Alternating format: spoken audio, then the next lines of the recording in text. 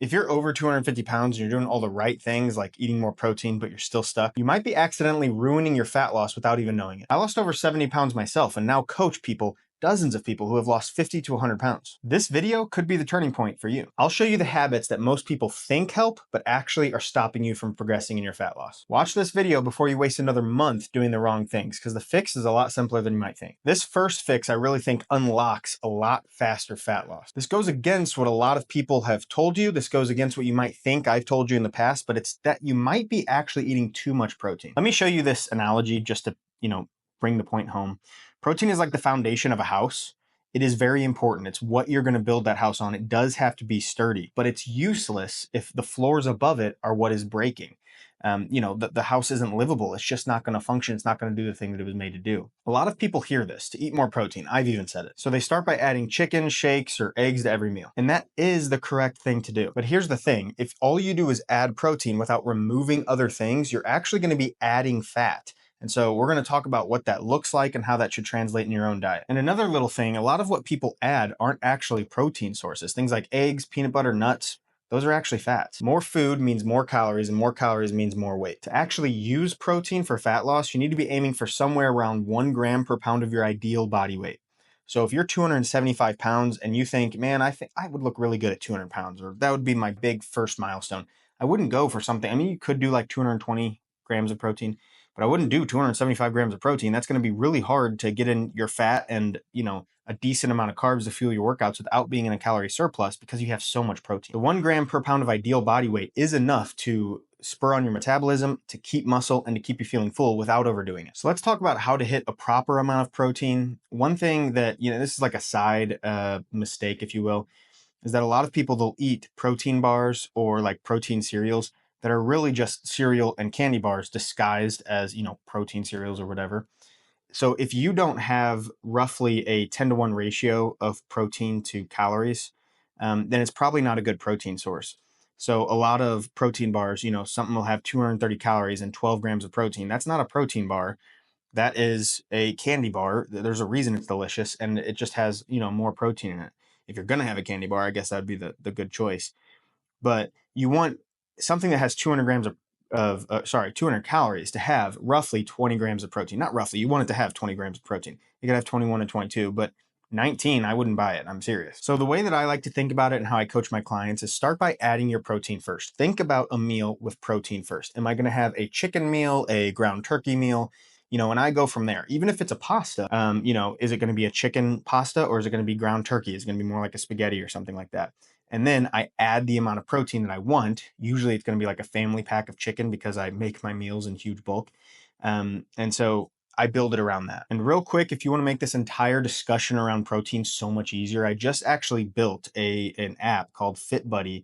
It's a GPT within, ChatGPT. It's totally free. You can get it in the link below. It's going to help you navigate recipes and protein and all kinds of things with fitness. It is like a trainer in your pocket. I think an underrated tip for getting enough protein is that breakfast is usually the lowest protein meal. And if you can fix that meal and, use FitBuddy, it'll really help you with that. If you can fix that meal, then you're going to set yourself up all day with, a better boost to your protein than you otherwise would. Real quick, I'll give you some ideas. Obviously, there's eggs, but if you add egg whites, like the egg white cartons, to one egg, it's crazy how it still tastes a whole lot like you have, the whole egg in there. And then if you add low-fat cheese, especially if you add fat-free cheese, you're basically just adding protein. And then a lot of times I'll add chicken sausage or something to it, like some type of breakfast sausage. I find it at Costco. It's in the frozen section. But, something like that where you can, turkey bacon, you're going to increase the protein even further. And yes, there's going to be some fat. Yes, there's some processing with that meat. But I think that's a good, trade-off for that particular meal. There's other ways of doing it. Greek yogurt with fruit, things like that are really going to help as well. But again, FitBuddy will immensely help you with those ideas. So for this next tip, if you do not do this, I think a lot of it falls apart. It's such a big piece of your calorie burn pie. You got to be working on this. This tip is about walking and steps, but I think there's a big twist or a big caveat that you need to keep in mind. So let me show you this. This is a graph, and we're going to talk a little bit more about this later. But while you're looking at this graph, walking is one of the best tools that you have for fat loss. It legitimately is. It's still underappreciated, I think, as much as people are talking about it right now. It's low stress. It's easy on your joints. I mean, you can literally do it anywhere, anytime. But here's the big thing. Your body adapts quickly, especially as you're losing weight, as you get more fit. If 5,000 steps used to be hard, 5,000 steps is going to burn less calories for you because you're dropping weight, you're carrying less weight, and you're getting more fit.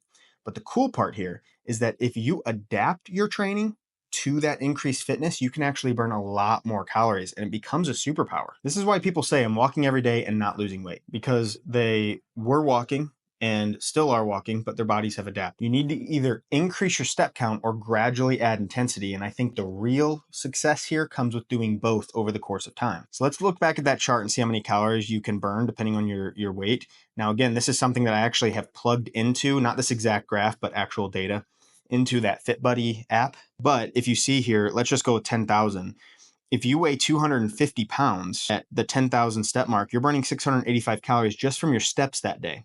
If those steps are more intense or cardio or something like that, then it would be higher. But just from simply moving, you burn 685 pounds. But look, if you lose 30 pounds, now you're burning, let's say 685 pounds, I'm at 685 calories. If you burn 30, or if you lose 30 pounds, you're now burning 600 calories.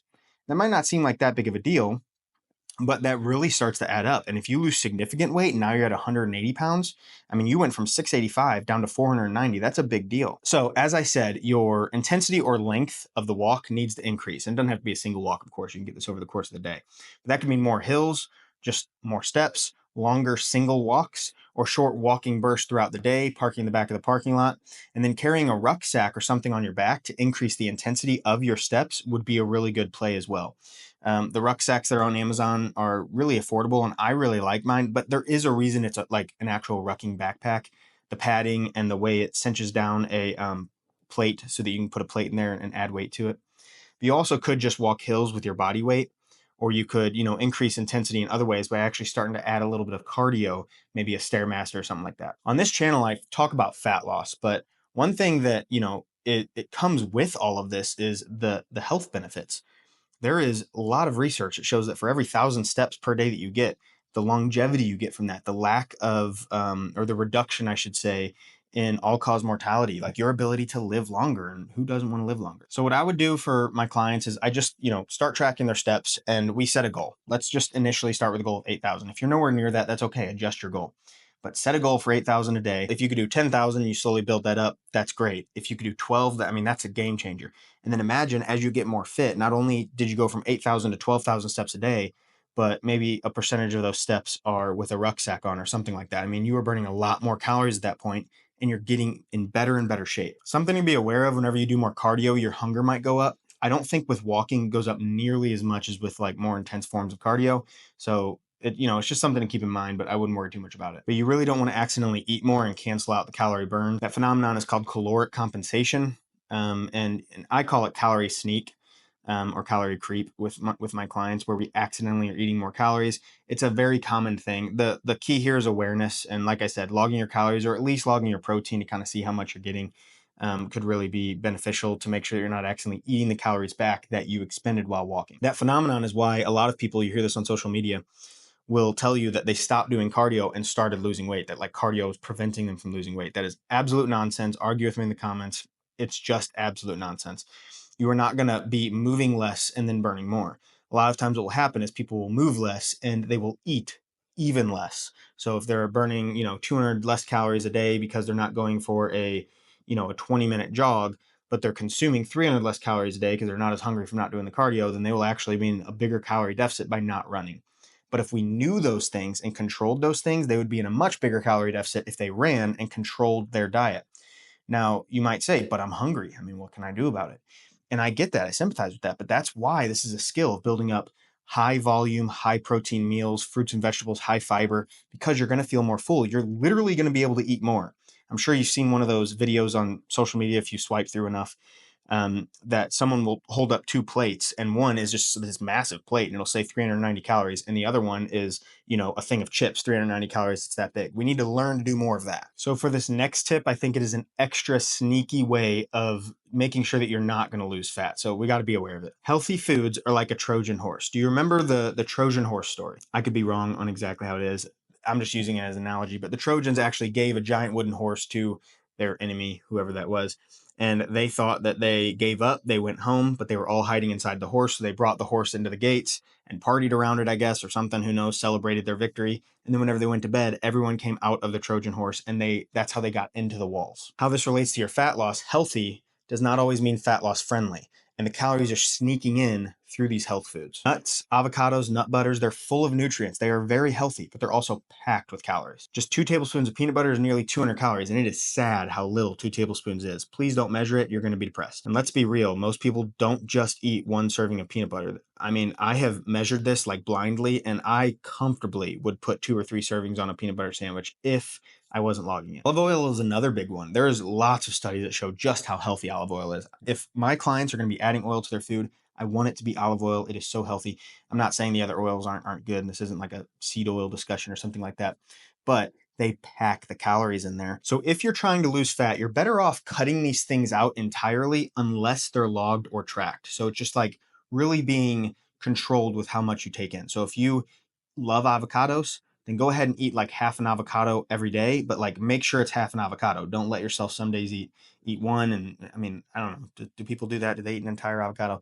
I eat guacamole. Oh my gosh, I gotta stay from that. Stay away from that stuff.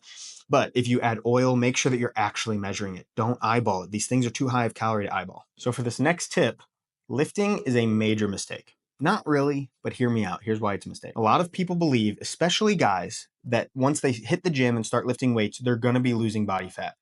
And oftentimes, if a person goes from completely sedentary to lifting weights in the gym, that will happen. It's like a body recomposition, thing that's going on, but it still can be a huge mistake if that's the only route you take. Check out this lifting, this graph. It takes years for you to start seeing the benefits of lifting on your fat loss. So year 1, it's a small tree. Year 5, it's a medium tree. And year 10, you got this thing that provides shade for the entire neighborhood.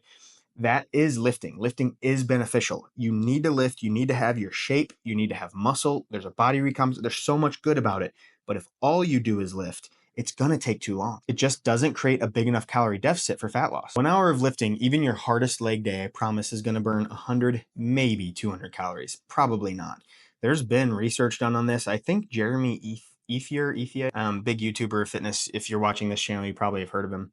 I think he did a calorie, machine or whatever, testing out what burned calories. And the hardest lifting sessions just did not burn calories. It is for building muscle. Long term, just like that tree analogy, will scorch calories, but it just takes too long, and you're going to end up quitting if that's all you do. So what do?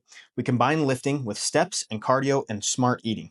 That coming together is just going to be a superpower for you. Lifting also helps you keep the weight off. If you've ever seen anyone lose weight really fast, they probably lost a bunch of muscle as well. Let's say at the end, they almost still kind of looked overweight, but like a lot smaller. Skinny fat is what people typically call that. And the reason they probably, I would bet my money that the person that's in your head right now gained the weight back, didn't they? The reason they gained the weight back is because they didn't have any muscle below that. So don't get me wrong. Lifting is so important. You must be doing it, but it is not your main driver of fat loss. All right, for this next tip, take a look at these studies.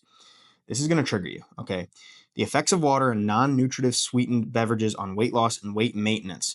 And the conclusion down there, water and non-nutritive, you get what I'm saying, diet soda, we're going to call it diet soda, were not equivalent for weight loss maintenance during a 1-year behavioral treatment program. So you can read the rest if you want, pause the video, go back.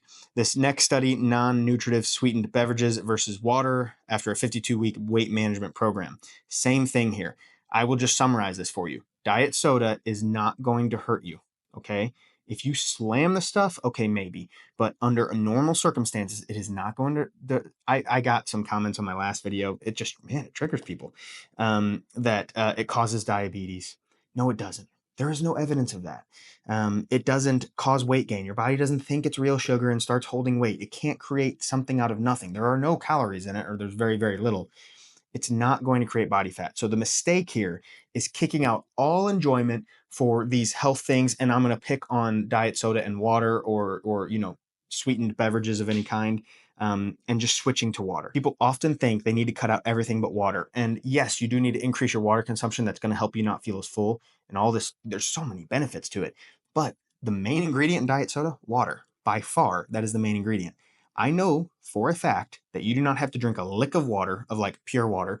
You could drink diet soda and orange juice and milk, and you'd be fine because the main component in all of those is water. The main problem here is that a person is miserable if they're being honest with themselves, just making that huge change. You could slowly build up to that. I also know people that love just drinking the crap out of water. Okay, great. I bet they built up to it, or they just never really got addicted to any caffeine in the first place. But you don't have to kick out coffee and all this stuff and suffer through that because you will eventually quit. And the most important thing here is that you stay consistent. So please don't kick out your non-nutritive sweetened beverages. The main reason that the diet soda in those studies helped with weight loss, I don't think it is actually helping with weight loss. It's just satisfying a person's sweet tooth.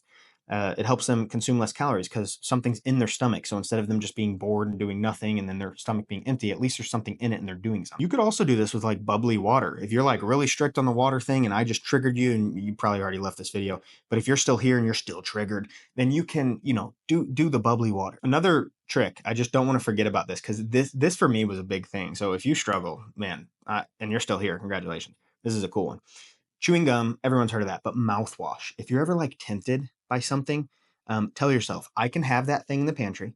I just first have to go brush my teeth and use mouthwash because typically it's in the evening. So if you brush your teeth, use mouthwash. I a lot of times find myself, well, I don't want to brush my teeth again. I have fresh breath. I kind of like this. And that mouthwash nothing tastes good after it for a while. So remember, it's not about perfection. It's about consistency and making sure that you're satisfied throughout this journey so you don't quit. This process is long and at some point you're gonna feel like quitting. That's why I made this video here, to help a person not quit and to see it through to the end. Because if you keep going, you are gonna make it. I'm gonna be here with you.